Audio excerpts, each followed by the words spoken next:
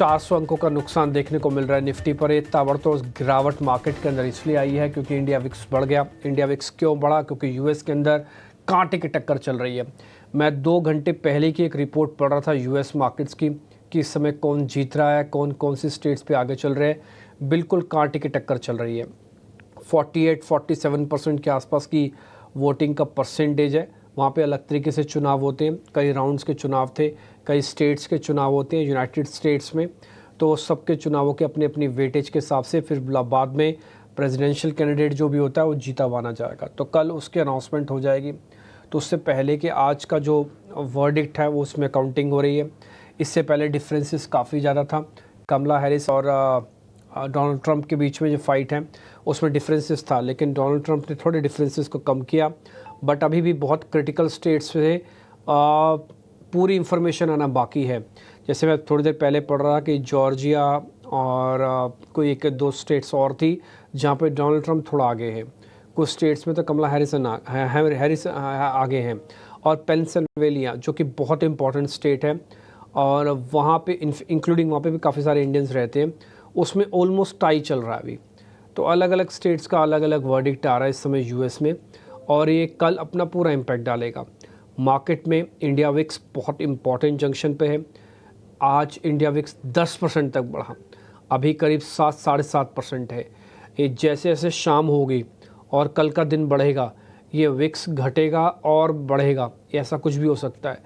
Trust me, अगर market के according सब कुछ ठीक रहा और मार्केट के अकॉर्डिंग नंबर आए, जैसे कि लग रहा है कि डोनाल्ड ट्रंप जीतेंगे और वो जीत जाते, कंफर्टेबल विन उनकी हो जाती है और इंडिया विक्स वहाँ से गिर जाए, तो आप आज के पैनिक बॉटम को अब पूरे महीने के पैनिक बॉटम में कन्वर्ट कर सकते हैं।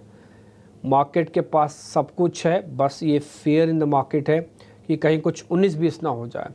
अगर कहीं कोई 19-20 हो जाती है तो मार्केट उसको भी झेल नहीं पाएगा। अदरवाइज़ मार्केट ने बहुत अच्छे से अपने आप को प्लेस किया है।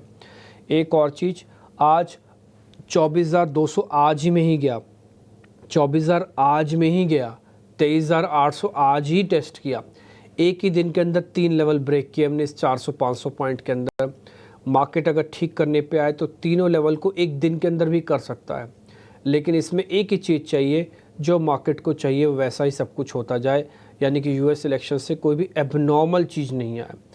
जो मार्केट प्रेडिक्ट कर रहा है कि डोनाल्ड ट्रंप जीत सकते हैं वैसा ही आए, कोई एक्स्ट्राऑर्डिनरी इधर उधर की चीज़ें नहीं निकल के आए, तो शायद हो सकता है कि आपको कुछ बेनिफिट मिल जाए। रही बात, आज सुबह हमने जब अनुराग जी से बातचीत की थी जो कि यूएस में ही हैं, वो ये बात बता रहे थे, वो उन्होंने बहुत अच्छी बात बताई कि डोनाल्ड ट्रंप के आने से कम इस चीज़ का बेनिफिट हो सकता है कि जो 2 फ्रंट पे युद्ध चल रहा है, खासकर रशिया और यूक्रेन का और इधर गल्फ़ में, ये सब सेटल हो सकता है। अगर ये सेटल होता है तो ग्लोबल शांति मार्केट में लौट के आएगी और ग्रोथ का परचम लहरा जाएगा। भले वो बाद में किसी को भी बेनिफिट हो या ना हो, लेकिन जो अनसर्टेनिटीज मार्केट है वो बाज़ार में किसी भी तरह के मार्केट को पसंद नहीं है, या वो इंडिया का है या वो यूएस का है, चाहे वो यूके का है, चाहे वो ऑस्ट्रेलिया का है। तो वो अनसर्टेनिटी कम होनी चाहिए और वो अनसर्टेनिटी विक्स से कम होगी। विक्स जितना जल्दी जितनी स्पीड से गिरेगा उतना मार्केट के अंदर कंफर्ट लेवल आपका आता जाएगा।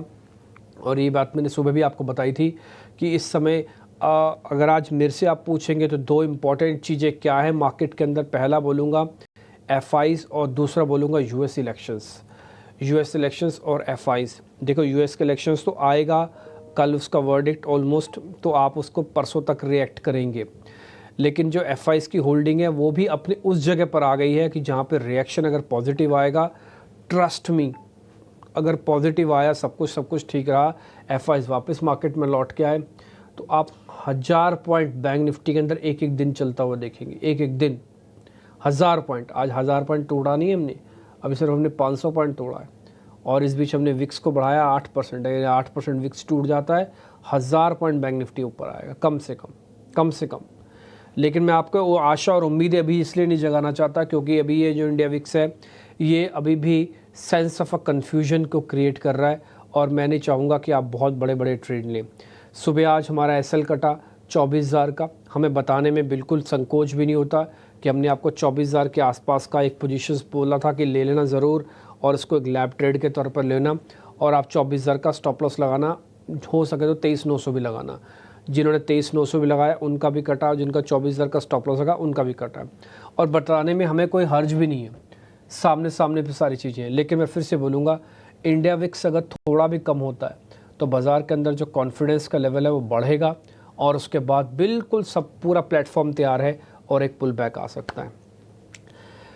मार्केट के अंदर जो हो सो हो अभी आगे, लेकिन उससे पहले हम आपको रिपोर्ट कार्ड दिखा देते हैं। शुक्रवार को हमारे मेहमान थे कुणाल बोथरा, इनफैक्ट थर्सडे को, शुक्रवार को तो ट्रेडिंग सेशन नहीं था, तो थर्सडे के जो हमारे मेहमान थे कुणाल बोथरा, उनका रिपोर्ट कार्ड लेके आते हैं, फिर आज के मेहमान से करेंगे बातचीत।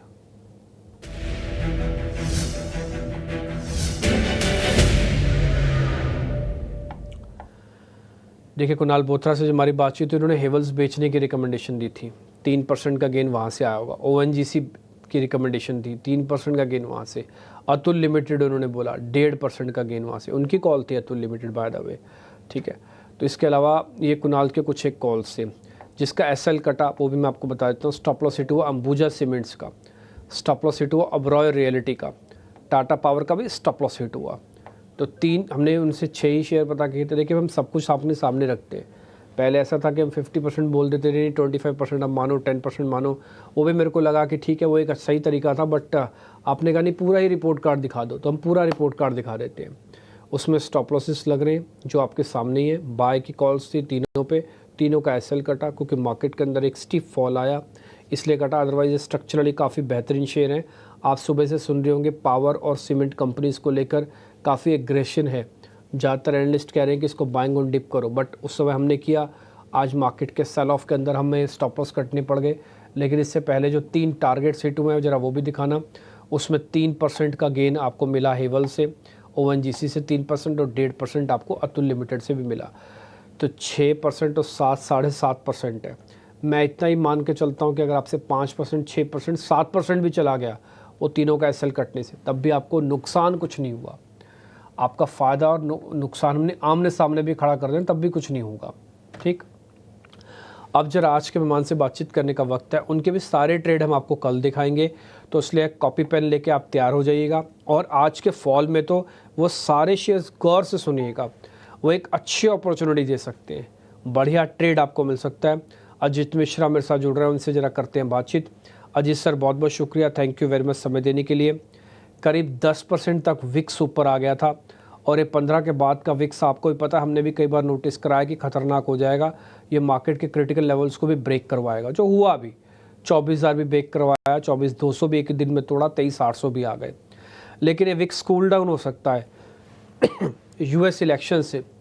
मार्केट जो एक्सपेक्ट कर रहा है, अगर वैसा ही सब कुछ आ जाए तो शायद कूल डाउन होगा। और एक कूल डाउन FIs के लॉन्ग होल्डिंग का बेस और विक्स का कूल डाउन, ये ऐसा एक आंधी लेके आएगा जो बाजार को बहुत तेज़ी से ऊपर लेके आ सकता है।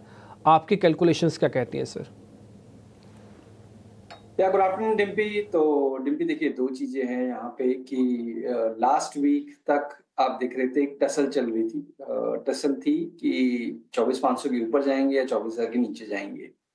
तो वो टसल तो देखिए आज पहले ही सेशन में एंड कर दी ब्रेकडाउन के साथ, 24,000 के नीचे आपने स्लिप कर दिया।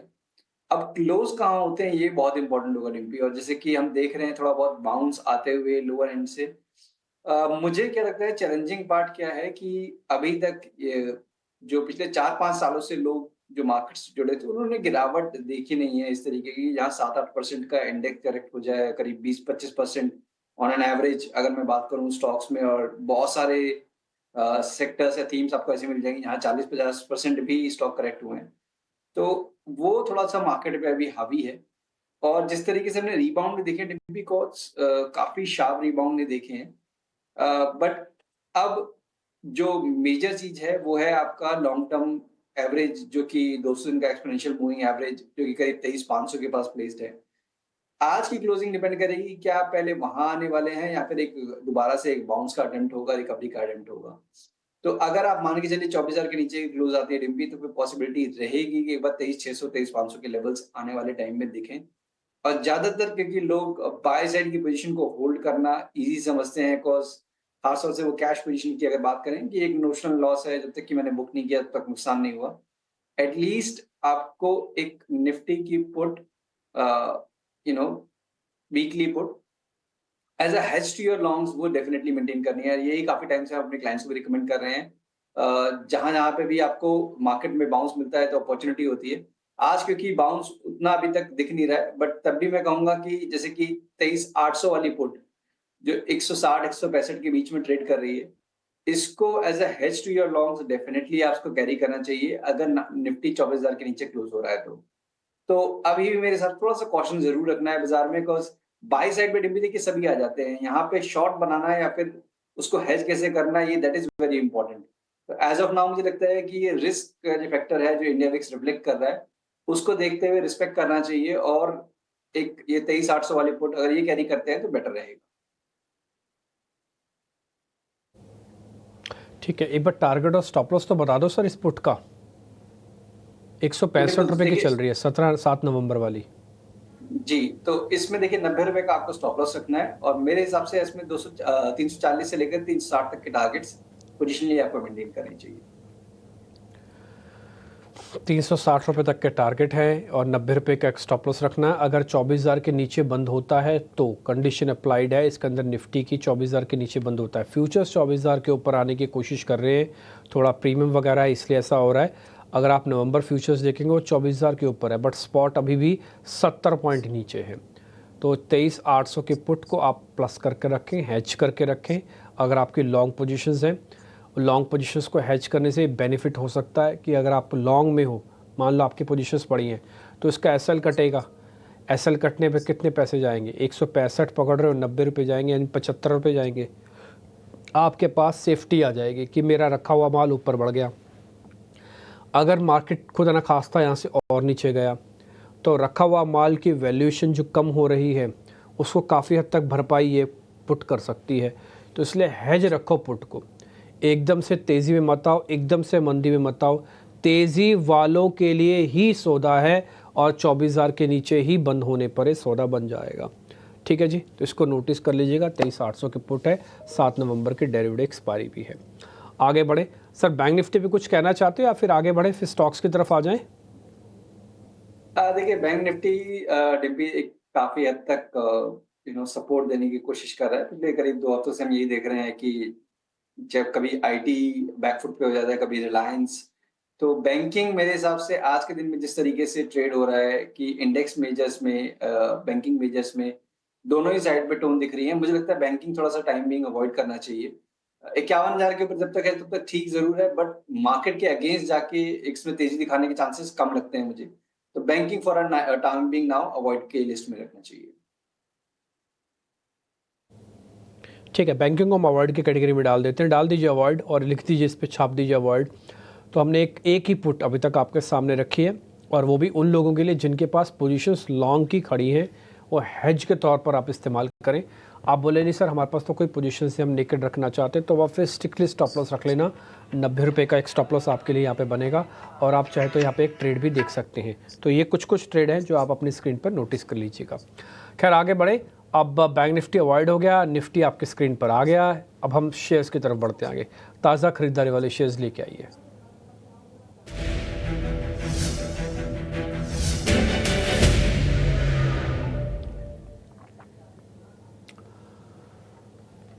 तो आज के 2 शेयर्स जहाँ पे खरीदारी हो रही है वो इन्फो एज है, जिसको हम नौकरी बोलते हैं, और दूसरा टेक महिंद्रा आईटी की कंपनी है। टिपिकली मिड कैप आईटी के अंदर कुछ बाइंग आती है। टेक महिंद्रा एक है उसमें से, 1.5% ऊपर है ये। अजीत सर दोनों शेयर्स चेक कर लो, कोई ट्रेड बनता तो बताना। रिप्लेस करना हो तो रिप्लेस भी हो सकता है, गिराना हो दोनों को अवॉइड करना वो भी हो सकता है। यानी कि जो भी शेयर आप बोलोगे हाँ में या ना में, उसका फिर स्टॉप लॉस टारगेट देना ताकि हम रिपोर्ट कार्ड के अंदर डालेंगे फिर। बिल्कुल डिम्पी, तो देखिए पहला नाम जैसे कि नौकरी का और लास्ट वीक अगर हम जाएं तो आईटी काफी लंबे टाइम के आउट परफॉर्मेंस के बाद वहां पे प्रेशर रहा और जिसका reflection basically IT measures mid cap IT सभी जगह पे आपने देखने को मिला, एक रिट्रेसमेंट देखने को मिली। नौकरी में ऑलरेडी एक प्रॉफिट टेकिंग का फेज पहले से ही जारी था और एक डिसेंट सी रिट्रेसमेंट जो ग्रेजुअली इसने स्टॉक को 100 ईएमए के पास लेके आया, करीब 7400 के पास।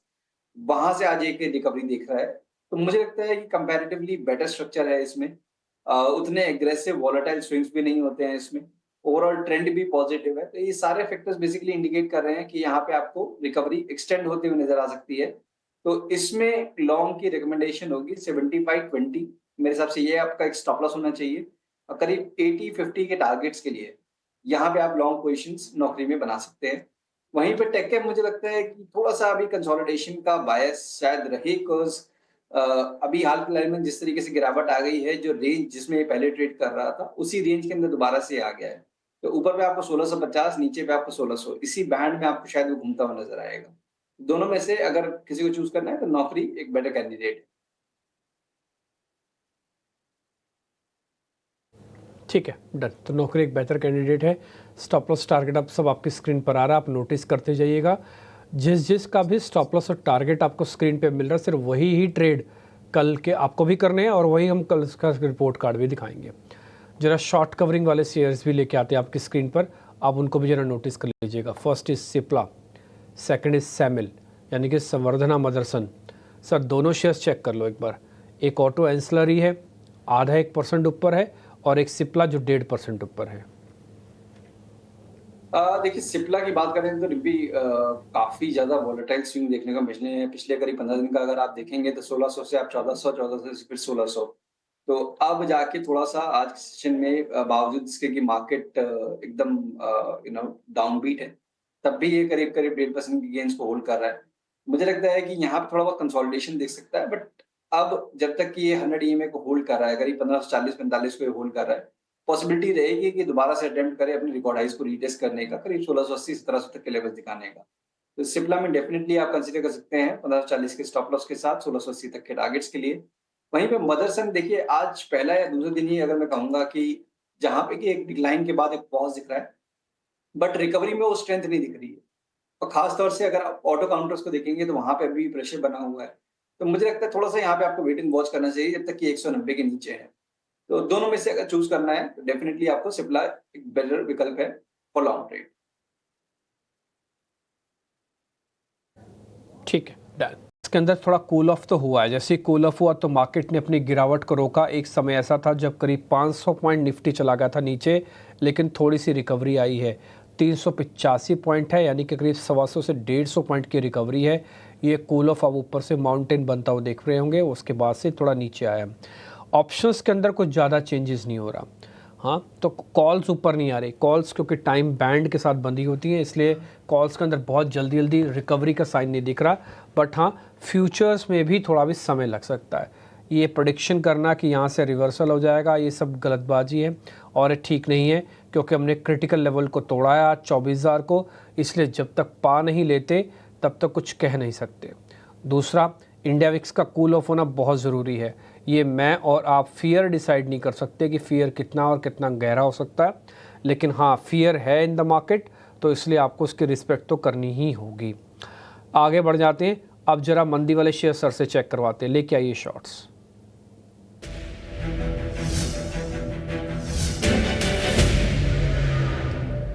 दो शेयर हैं सर, हीरो मोटोकॉर्प और कैनरा बैंक। अजीत सर, जरा दोनों में से कोई ट्रेड बनता है तो बताना। देखिए डिम्पी, जैसे कि आज हम बात भी कर रहे थे कि ऑटो काउंटर्स में दोबारा से आज एक प्रॉफिट टेकिंग और डिक्लाइन का फेज देखने को मिला है। हीरो मोटो को इनफैक्ट लास्ट 2 ट्रेडिंग सेशन से एक रिकवरी की दिखा रहा था। और अगर आप ऑटो इंडेक्स को देखेंगे तो ये आपके 200 डेज एक्सपोनेंशियल मूविंग एवरेज के पास ट्रेड कर रहा है। तो ये सारे फैक्टर्स बहुत क्रिटिकल हैं कि मींस क्या ये निफ्टी ऑटो इंडेक्स 200 दिन के नीचे स्लिप कर जाएगा, तो डेफिनेटली आपको यहाँ पे भी प्रेशर देखने को मिलेगा। तो दोबारा से अपने लोज के पास आना एक अच्छा साइन नहीं है, और मेरे हिसाब से यहाँ पे आपको एक, तब भी मैं कहूँगा कि थोड़ा-सा वेट एंड वॉच वाला सिनेरियो है हीरो मोटोको में। जो रीसेंट लो था 4740 का स्पॉट में, ये अगर ब्रेक होता है तो डेफिनिटली यहाँ पे आप शॉर्ट पोजीशन बना सकते हैं। 4830 का स्टॉप लॉस रखेंगे और नीचे में आपको 4600 तक के टारगेट्स देखने को मिल जाएँगे। तो अभी के हिसाब से आप थोड़ा-सा वेट करना है, करीब 10 पॉइंट 15 पॉइंट नीचे ये ट्रेड करता है, तब वहाँ पे आपको शॉर्ट पोजीशन के लिए देखना है। वहीं पे कैनरा बैंक, दूसरे पीएसयूज बैंक, लास्ट वीक काफ़ी हद तक इन्होंने डिक्टेट किया था रिकवरी में। काफ़ी स्ट्रॉन्ग रिकवरी देखने को मिली थी। बट इस पूरी रिकवरी में भी कैनरा बैंक अपने 200 डेज एक्सपोनेंशियल मूविंग एवरेज को रिक्लेम नहीं कर पाया, जो कि करीब 104-105 के पास प्लेस्ड है। जब तक वो लेवल क्रॉस नहीं होता है तब तक रिस्क रहेगा इसमें। तो यहाँ पे डेफिनिटली आप शॉर्टिंग पोजीशंस मेंटेन कर सकते हैं 104 के स्टॉप लॉस के साथ, दोबारा से 94 तक के टारगेट्स के लिए। ठीक है, डन सर। तो लेवल्स जो भी आपने दिए हैं वो सबके सब हम स्क्रीन पे छाप रहे हैं, आप भी उसको नोटिस करते जाइएगा। वैसे तो आपके ट्रेड पूछने का समय है, लेकिन जल्दी से अगर आप बता पाएँ तो पहले आप अपने ट्रेड ही बता दीजिए, फिर अनवाइंडिंग के सौदे चेक करवा लेंगे समय बचेगा तो। पहले अपने सौदे बताइए सर प्लीज़। बिल्कुल, तो देखिए पहला रिकमेंडेशन सेल साइड पे होगा फ्रॉम द मेटल बास्केट। तो मेटल थोड़ा बहुत वॉलेटाइल ज़रूर है, बट जिस तरीके से जिंदल स्टील में अपने लॉन्ग टर्म एवरेजेस के पास कंसोलिडेशन हो रहा है, तो कहीं न कहीं एक शॉर्टिंग पिवट की फॉर्मेशन जैसे दिख रही है। स्टॉक में अभी खास कुछ गिरावट हुई नहीं है। तो पॉसिबिलिटी आपको यहाँ पे शायद प्रॉफिट टेकिंग गहराते हुए नज़र आए आने वाले दिनों में। 865 तक के लेवल्स एंटिसिपेटेड हैं कि यहाँ पे आपको नियर टर्म में दिख जाएँगे। 922 का स्टॉप लॉस रहेगा। बाय साइड पे क्योंकि मार्केट में देखिए अभी भी कुछ एक पॉकेट्स ऐसे हैं जहाँ पे की स्ट्रेंथ बनी हुई है। ज़ायडस लाइफ काफ़ी अच्छी करेक्शन के बाद पिछले करीब हफ्ते 10 दिन में एक काफ़ी टाइट रेंज में ट्रेड कर रहा है अपने लॉन्ग टर्म एवरेजेस के पास। तो यहाँ से एक रिबाउंड, एक रिकवरी की एंटिसिपेशन है। करीब 1045 तक के लेवल्स एंटिसिपेटेड है। यहाँ 980 के स्टॉप लॉस के साथ लॉन्ग की रिकमेंडेशन होगी। ओके ठीक है, तो ज़ायडस लाइफ साइंसेज आपकी तरफ से प्लस है और एक जीएसपीएल आपकी तरफ से शॉर्ट शेयर है। तो 2 शेयर आपने नोटिस करवा दिए सर। चलते चलते ज़रा 2 अनवाइंडिंग के शेयर्स भी बता जाइए, उनके अंदर क्या ट्रेड लेना है। एक बार जरा अनवाइंडिंग वाले शेयर्स दिखाएंगे स्क्रीन पर। जीएसपीएल ऑलरेडी आपने बता दिए। एलआईसी हाउसिंग और है हमारी तरफ से, एलआईसी हाउसिंग। जीएसपीएल पे ऑलरेडी आपने कॉल दे दी है। बिल्कुल देखिए एलआईसी हाउसिंग डिम्पी एक काफी क्लियर कट डिस्ट्रीब्यूशन पैटर्न का ब्रेकडाउन हुआ। उसके बाद एक रिकवरी, दोबारा से नेकलाइन एरिया को रीटेस्ट करना, उसके पेनिट्रेट करना, जो कि एक नॉर्मल साइन होता है एक डिस्ट्रीब्यूशन पैटर्न का, जब खास तौर से आपको एग्जिट करवाना हो शॉर्ट पोजीशंस को भी। तो वो भी हो चुका है। तो अब दोबारा से जिस तरीके से डिक्लाइन रिज्यूम हो रहा है, मुझे लगता है कि इस बार आपको 580 के नीचे के लेवल्स नजर आ जाएंगे। तो यहाँ पे आप 540 के स्टॉप लॉस के साथ शॉर्ट पोजीशंस क्रिएट कर सकते हैं 570 तक के पोजीशनल टारगेट्स के लिए। ठीक है, डन सर, पॉइंट टेकन। तो ऑलरेडी हमने सारे ट्रेड आपसे पता कर ही लिए, जिनका स्टॉप लॉस टारगेट आपको स्क्रीन पे मिल रहा है, सिर्फ वही ट्रेड है। अजीत सर बहुत बहुत शुक्रिया, थैंक यू वेरी मच। जो आप ट्रेड आपने बताया इसका रिपोर्ट कार्ड हम कल ही दिखा देंगे, यानी कि 24 घंटे के अंदर इन सभी शेयर्स में क्या हो रहा है। जिनका स्टॉप लॉस कटेगा वो भी दिखाएंगे, और जिनका टारगेट 1% से भी ऊपर आ गया आपके रेट से, तो वो भी हम ज़रूर नोटिस करवाएंगे। खैर फटाफट से आप देख लीजिए सारे के सारे ट्रेड। अगर आपसे कोई मिस हो गया है स्टॉप लॉस टारगेट तो आप अच्छे से नोटिस कर लीजिएगा। ऑप्शंस के ट्रेड भी इसके अंदर हैं, और निफ्टी और बैंक निफ्टी को लेकर मोटा मोटी का व्यू पॉइंट तो नहीं है, बट अगर आपने पोजीशंस ले रखी है तो उसको हेज करने के लिए 23,800 की पुट को प्लस करके रखना। अगर नहीं ले रखी है तो फिर ज़रूरत नहीं है ज़्यादा पोजीशंस लेने की। तो फिर आप अलग अलग स्टॉक्स में चुनाव करके, जहाँ पे बाय समझ में आता है बाय, जहाँ पे सेल समझ में आता है वहाँ पे सेल ले सकते हैं। हमारी पूरी कोशिश है कि हम साफ़ सुथरे छटाए शेयर्स आपके सामने रखें ताकि आपको उसका बेनिफिट मिल जाए। कल रिपोर्ट कार्ड के ज़रिए अजीत सर का एक जो भी ट्रेड हम दिए हैं उनका एनालिसिस हो जाएगा। फिर नए मेहमान से कल आपको और भी सौदे दिलवाएंगे। आप जो भी ट्रेड रख रहे हैं एक डेडिकेटेड मनी हमारे लिए निकाल दिया कीजिएगा। ये 12 बजे के शो के अंदर आप लगाइए। आज जो लिया है कल कटवाएंगे आपसे, और उसके बाद फिर नए सौदों की तरफ आप बढ़ जाना आगे। अगर आप देखेंगे मंथ के एंड में आपको खूब अच्छा पैसा बन सकता है, ये हमारी कोशिश है। फिलहाल इस कार्यक्रम से इतना ही, नमस्कार।